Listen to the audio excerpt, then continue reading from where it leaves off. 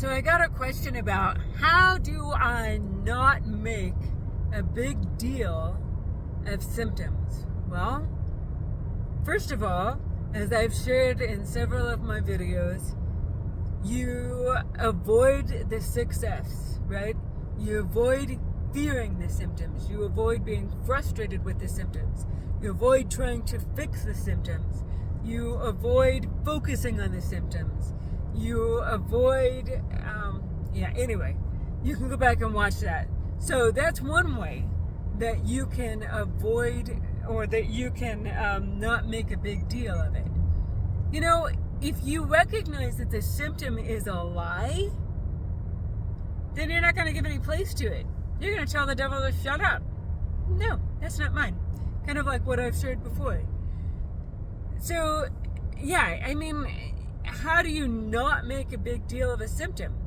It's a lot like, also as I've shared before, if you have a toddler that's throwing a screaming fit, you can shout at him or her, "Oh, you need to stop it. You need to knock it off. You're driving me crazy," which is probably the worst thing, because then that toddler is going to keep screaming its head off, right?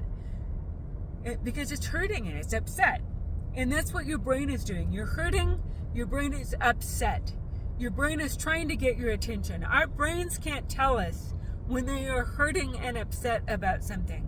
Symptoms are almost always unless you've got an acute injury, symptoms are almost always from something that's going on in our subconscious, that we're upset about, that we're not dealing with.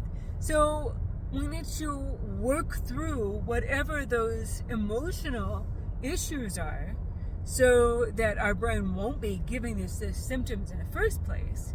But then, once you're able to recognize and work through that emotionally, then you just treat it like, okay, brain, I hear you. I know you're upset. I'm sorry you're upset. And speak to yourself in a calm voice. Speak to yourself with love. As I've mentioned, before, seeing yourself as a toddler, seeing and understanding that the limbic system is behaving like a toddler throwing a screaming fit. You give yourself messages of safety. You say, "Hey, I hear you. It's okay. You're okay. You're going to be all right." And then you just calm yourself down, calm your nervous system down. And basically that's the way that you not make a big deal out of symptoms. You just don't. You just say, "Hey brain, I hear you.